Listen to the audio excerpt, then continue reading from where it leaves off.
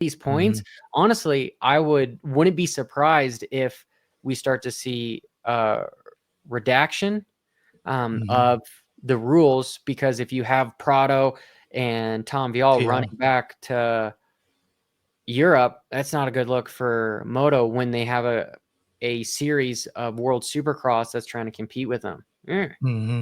Yeah, be surprised. Well, and isn't it incredible timing that World Supercross has come out with those big 4 heavy hitters?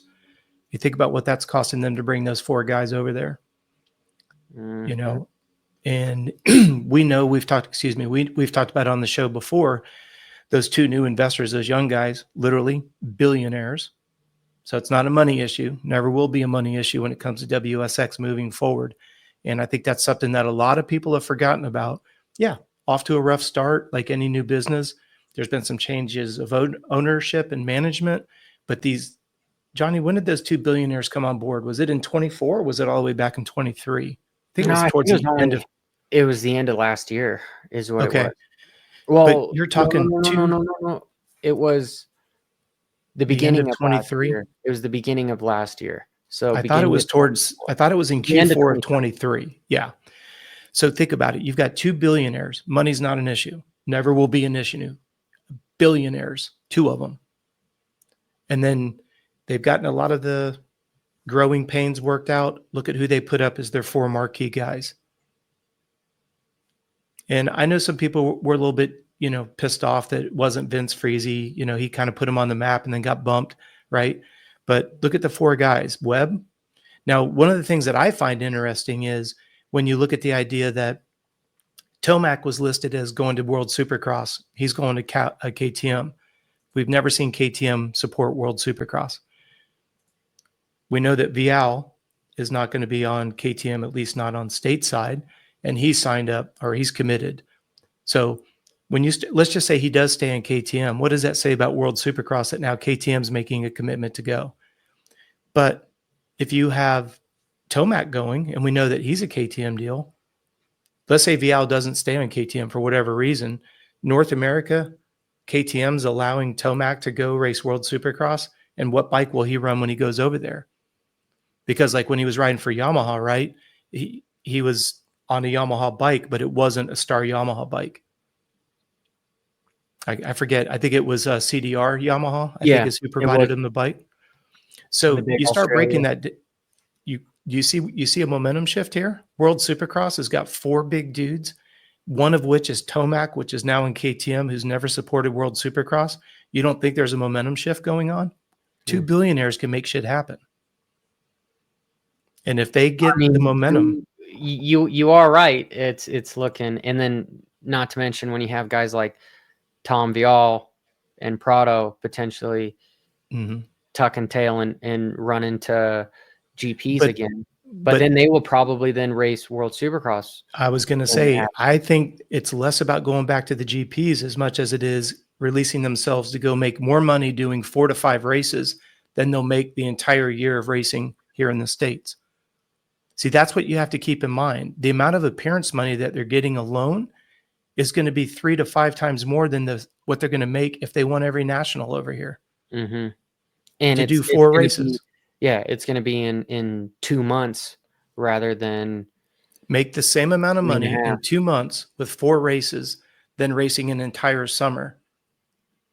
And you've got guaranteed money from billionaires. Where would you go, Johnny, in your prime? Yeah. Or even at the end, right? Yeah. But think about it. When you look at somebody like Tomac, right? I know a lot of people say he's at the end, but he's still at the top. It's not like he's back there in 15th or 20th place. I truly think that this is almost like the best we've seen Tomac ride. And it's because of the force progression from Jet and Sexton. And I think of Hunter too. So. And think about how difficult it is, right? If you're the guys at Star Yamaha, I'm not saying that they're not giving Tomac 100%, but you can see where that would be a very volatile environment under the tent. How much work are you going to really put into bending your back to make Tomac? Let's say Tomac gets on a rampage. Do you think they really want him to get number 1 and then take it to KTM?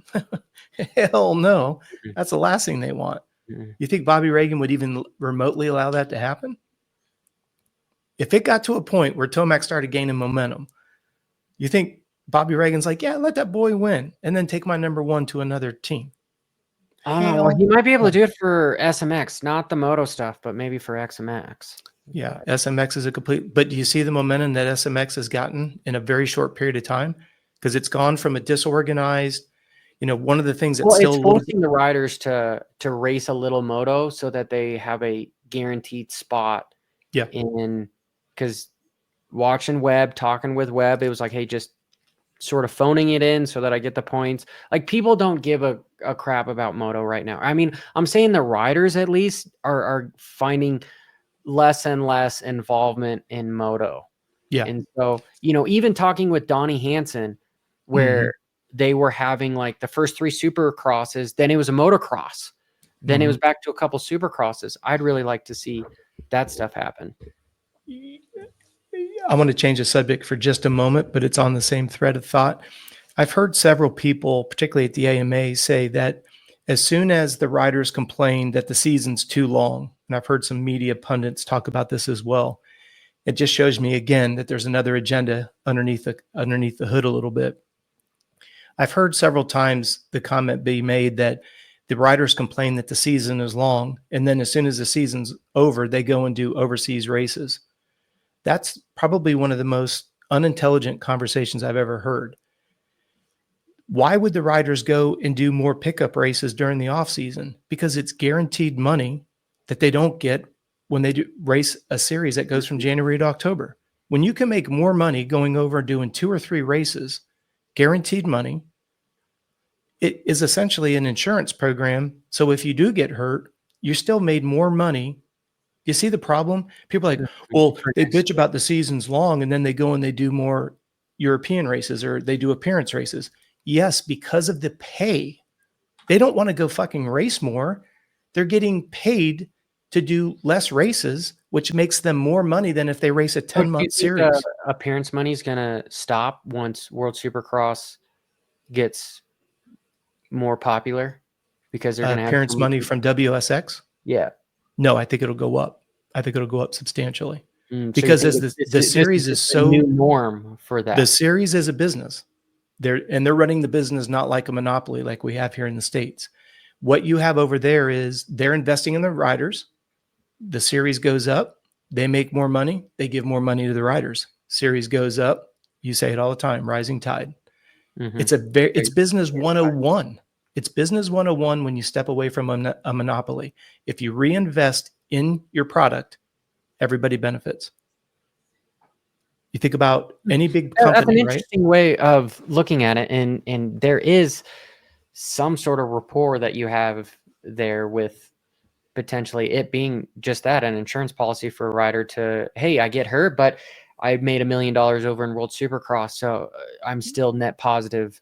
But the problem is the narrative over here is, well, they complain that the season. See, what's happening is our promoters are trying to justify grinding these guys from January to October.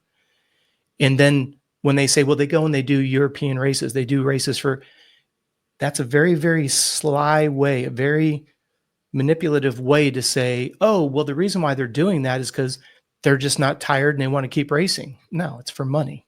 Absolutely for money. And nobody wants to race for 10 months and make a third of what you can do when you race in 3 weeks. It's just common freaking sense. But it's a very controlled narrative to say, well, look, they still go and race even when the season's over. It works both ways, but I tend to, from a riding standpoint, it's like, why would you did 33 races. Why do you want to go add on another 4? Like, because of the amount of money for the amount of races that you do. And then if something does go wrong, you've made more money in a month than you've done over 10 months. And yes, we're going to have that handful of 3 guys. Jet, big salary, huge salary. He just signed the largest contract in motocross history. It's huge. So besides the amount of money he makes on a monthly now everybody basis, wants to, sounds like, a little bit of the number. Yeah, I mean, I heard it's a 5-year contract. It's the largest contract we've ever seen in motocross. And so there's not, and what are we talking money-wise? What are you thinking? 10? Close to 15.